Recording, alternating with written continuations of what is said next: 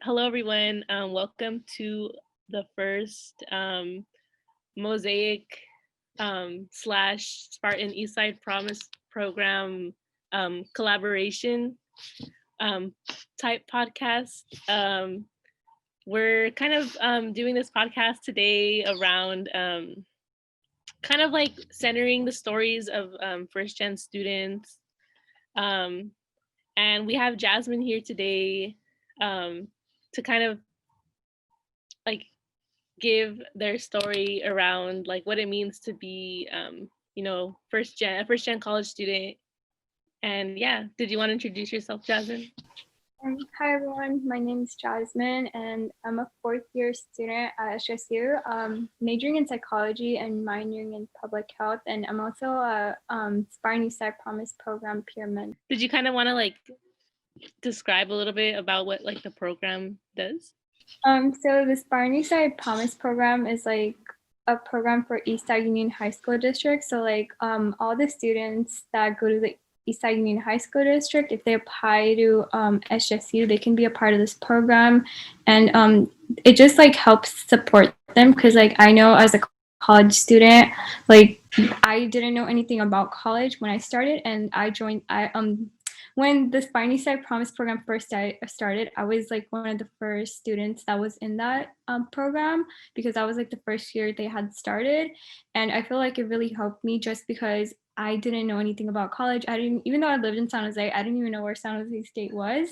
And I had never been on campus. And in 2017, when I had started, like I actually there was like it was like a week-long kind of program during the summer. So it was like, okay, you could one day it's going to be how to register for classes because you don't have to do that in high school. You just the counselors pick your classes, but like here you had to make like plan out your schedule.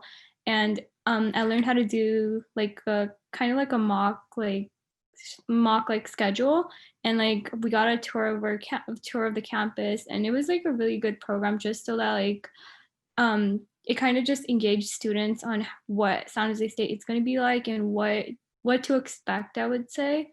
And then later on they just kind of expanded that like even Eastside Union High School District students that go to SJSU, we still kind of support them. Like they could go to attend our workshops and events for more information, and like make one-on-one appointments with peer mentors if they need any help.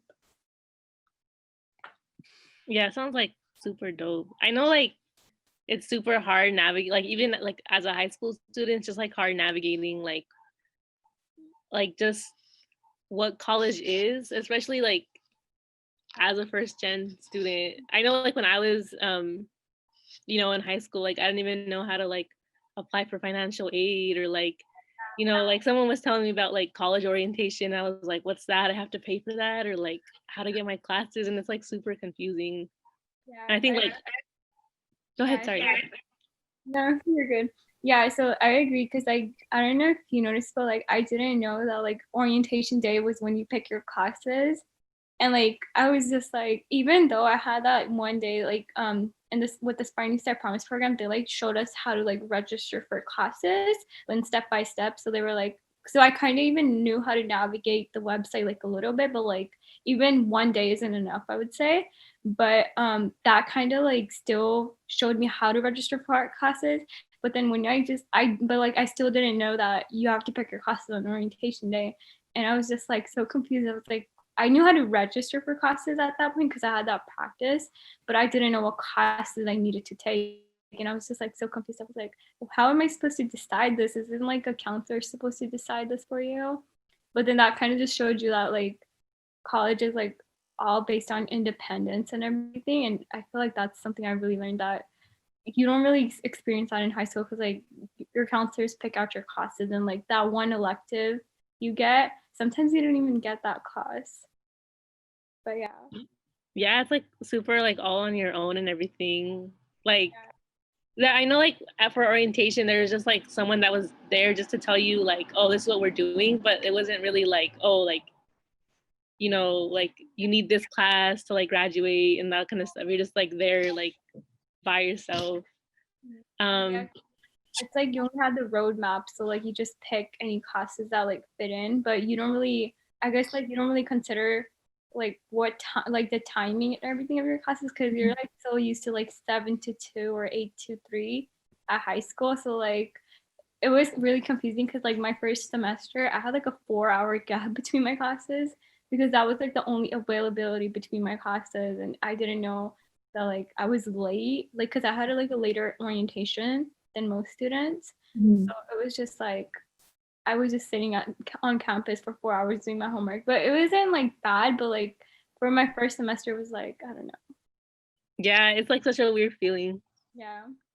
But I know you like mentioned like a little bit about high school, and I don't know if you wanted to like plug in a little bit about like what high school you attended and like kind of describing like your journey from high school to getting into SJSU and like what that process was like.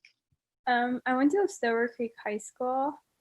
So basically I didn't really know what college to like apply to at all. Like I honestly hadn't even like during senior year was when I started thinking about college. Like now, like I know my sister, she's already thinking about college. She's a sophomore and she's already thinking about college. But when I was in high school, I only thought about college when I got to my senior year, and I knew I wanted to stay close to home and like stay at home. And so I looked into San José State and I saw that like they had a great program. So I was like, okay, I should just try applying. And then I applied, and I just like honestly, even the day I got accepted, I was like, I don't even know where I'm going. Like, cause that's just how I felt. Like I didn't know anything about college at all until like the first day I actually went to class. I was like, okay, it's like really different. It's not the same as high school. So yeah. Yeah, like yeah, it's just like super different. I know like you were mentioning kind of like how like when you were in high school, like you didn't really like think about like you know like what college you were going to, and now you said like your sister's starting to like think about that, and like I think that's kind of like really like the impact that like we as like first generation college students have is like you know like our parents, right, like didn't like you know have access to like this higher education, and then like so like we weren't really necessarily thinking about that either, right?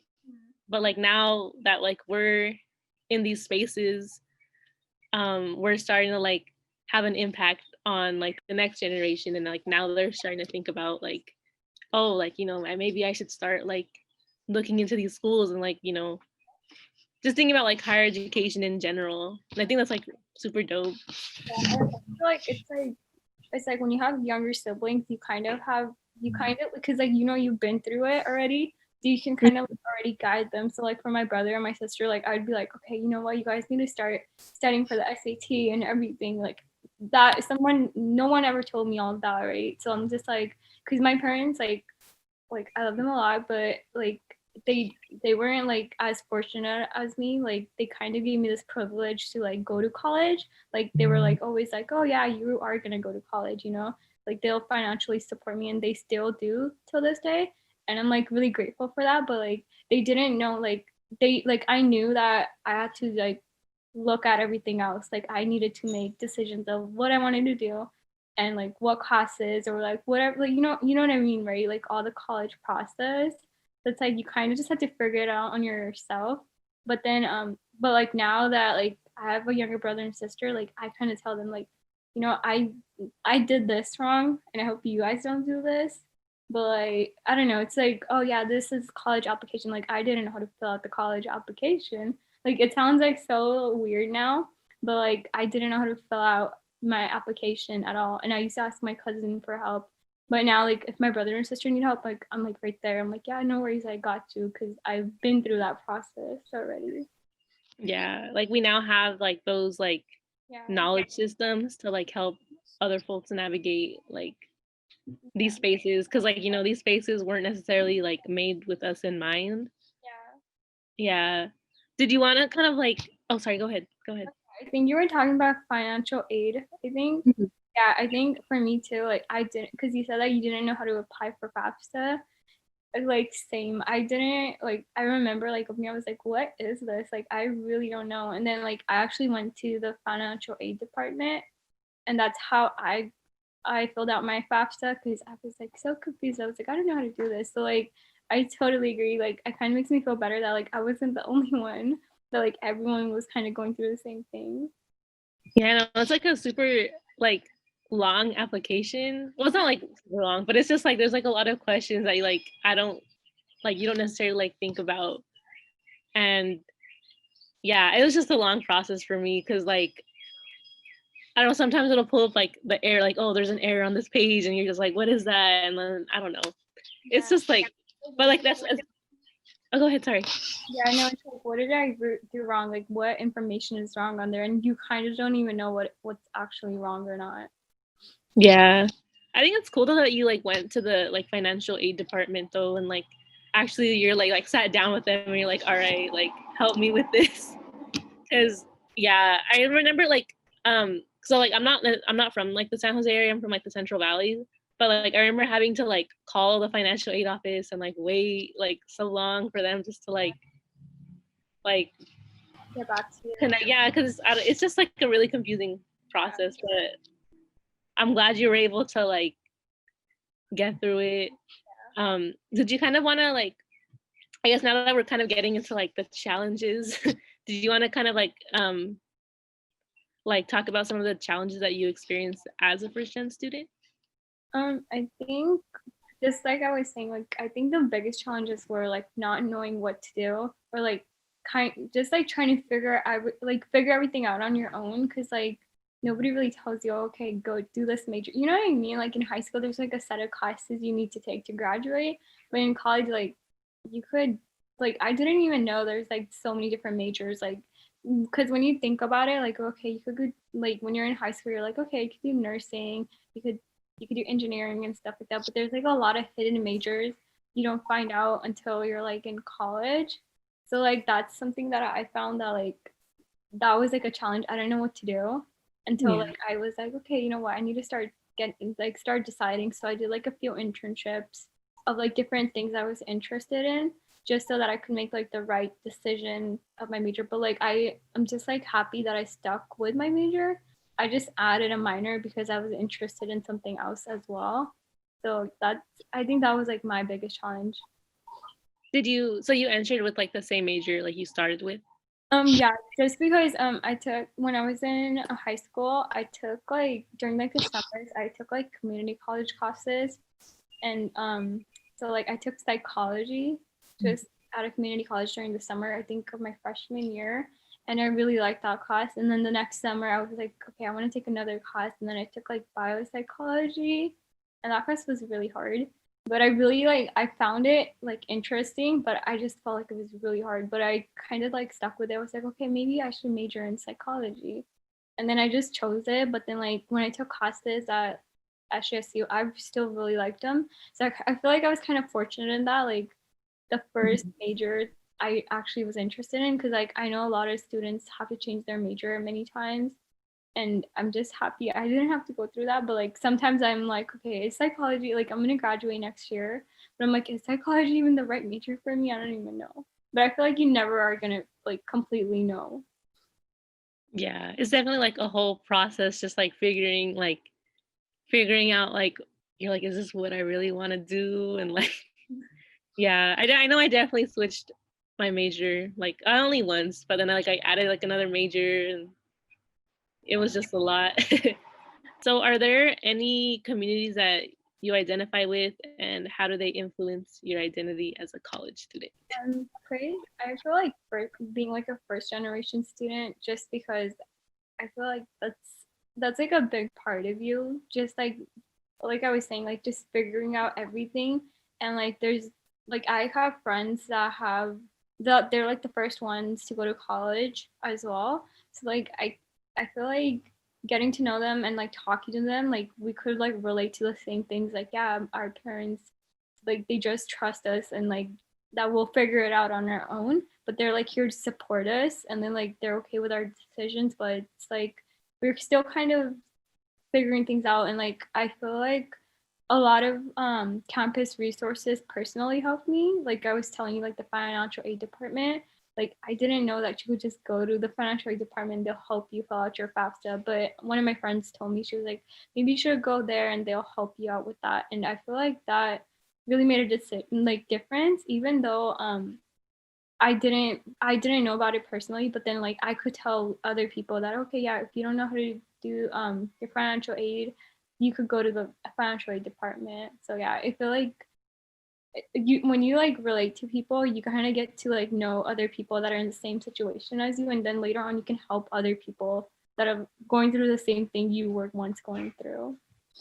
Yeah, I think like those support systems within college like is super important. Like Yeah. even if it's just like friends and stuff, like that, like like that you can like relate to within like your personal experiences, especially like a first gen student, is like super important because it's just like you're like there, like we all have we all come in with these different knowledge systems, and like if when we're all together in community, we're all able to like share our knowledge and like help us get through like these really like complex institutions. Yeah.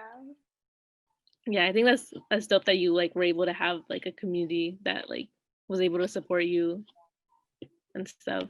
Um, how, like, I guess kind of like fast forwarding to like now, like how are you able to like kind of adapt to like this new mode of like Zoom University and stuff? I feel like I guess like everyone was having like a hard time last year. Like when it all began, I was like, what is happening? Because I had like a bio class, and like I don't know, I feel like a science class online is just like weird because we had lab that was online as well. So that was really hard. But I guess I kind of got used to it. It's like a lot. I guess like I was saying, like how you just have to like get like really responsible and like like motivate yourself to go to class, because sometimes you're just like, okay, you know what, it's not like attendance isn't mandatory, I could just like do the work and not go to class. But then that one day the professor really says something important and then you miss out. So I kind of just try to like motivate myself to like go to all my classes, even if it's not important, like even if it's just like a lecture that's going to be recorded, because I feel like there's like a difference when you're there in person, not even in person, but like on Zoom, and rather than watching a lecture later, because like you can ask professor your questions and everything. So I feel like the biggest adjustment is like just stop motivating myself to like go to class and like attend everything, and like still stay interacted, like interact with my professor, because like it's really hard to like even talk to them now, because it's like I don't want to email them, or like I don't want to go to their office hours, it's just through Zoom. So that's about it, I think. Yeah, are you like still able to like maintain like your community connections like through like this like new distance learning model as well? Yeah, because I feel like I don't know, I feel like a lot of professors just started replying a lot more. Like if it was like in person, they would sometimes not reply. Like some professors would take a long time replying to your emails, but I feel like professors gotten a lot faster at it too. Like even though sometimes like there's a glitch in like Zoom or something, and Zoom just stop like kicks the professor out or something like that, they will literally email you or like send a Canvas notification immediately and be like, something happened to my internet or something, and I'm trying to get back on, don't leave, or something like that. That just happened to me last week. But like I'm pretty sure in person they wouldn't be that interactive online. Like if they don't show up, like if they had something going on in their life, or like they wouldn't pick up their phone to just text really fast. But I feel like that's one thing that I've really been liking. Yeah, there's like definitely like a different like factor of like accessibility in terms of like to professors, like kind of like during this new model of learning. Yeah, I definitely feel that too, because like I know like sometimes like professors will be like, I don't like in person, right? They'll be like, I don't respond to my emails or something, like you have to come into my office hours. But it's like now like there's definitely like more modes of like connecting with them and stuff. Yeah. I guess since we're talking about like connecting with professors, like how were you able to like navigate that as well, like through your whole college journey? Like where did you ever like have a moment where you're like, oh my, scared to like talk to a professor about like this, or like I don't know, like I feel like in the beginning I didn't understand what office hours were. Like I don't know, I guess like in high school you don't have office hours, so like I was like, what are office hours? And then like somebody would be like, oh okay, those like you can go to your professor and like talk to them if you have any questions. So I always thought that like I should only go if I had something really important. Like I didn't know you could just go. Like I didn't know if, like you could just go talk to them if you were just kind of confused. I thought it was just like really important questions or something like that, but I didn't know that that was like a good way that you get connected with your professor or anything like that. So that's something like I learned over the years. Like once I became like a sophomore, I would say that's when I actually started taking advantage of that to like actually go and get to know my professor so they actually know my name instead of just like, you know what I mean, right? Like there's like that personal connection. So like I feel like once I started going to those office hours, that's when they actually started knowing me. Or I would just be in the class and we would like it's like they would just pass papers back to me and they would never know my name. But then they would like when I actually went and talked to them, they'd be like, okay, Jasmine came in and she talked to me. So like I don't know, it just made me feel more connected to them. yeah, it's like I think it's important to like have like professors and like faculty as part of our community as well, because like I think some of them are also like first gen students as well, so like they also kind of understand and connect with like this like the struggles we also face as well. And it's like yeah, like kind of building more like a, you know, like a good relationship with your professor, I think is like important, like even just aside from like academic stuff, is just like building community with them and like understanding them and like having them understand you is like I think it's like a pretty powerful thing to like have, I guess, in the university. Yeah, I agree because I feel like it's not just like academically, like you can grow professionally as well. Like one of my professors has like a organization and I actually want to work with her in the future, like after I graduate. So like I just going to her meet like I've taken 2 classes with her so far and I'm planning on taking another class with her. But like she knows me, like she there's like a like I went to her office hours like last semester all the time. So there's like a sense of like community building right there. And you never know, you will end up working with one of your professors because like I feel like professors like there's a lot of professors that are doing a lot. They're not just professors. They're like they know other people or have their own programs or companies or something like that. So you just never know. Or they could always like write you a letter of recommendation. Yeah. Yeah, I feel like that's definitely like for folks that are watching or like listening, I think that's like definitely a very good thing that like I've learned as well. I guess Jasmine has learned as well, as like, you know, like how important it is to like maintain these like relationships, and like especially just like for like folks that are like navigating these spaces. Um but yeah. I guess like kind of like switching a little bit of gears, like I mean, I don't know if we've answered already, but like, do you want to kind of like answer, I guess, like what it means for you personally, like how it, like what it means to be the first in your family to like go to college and stuff?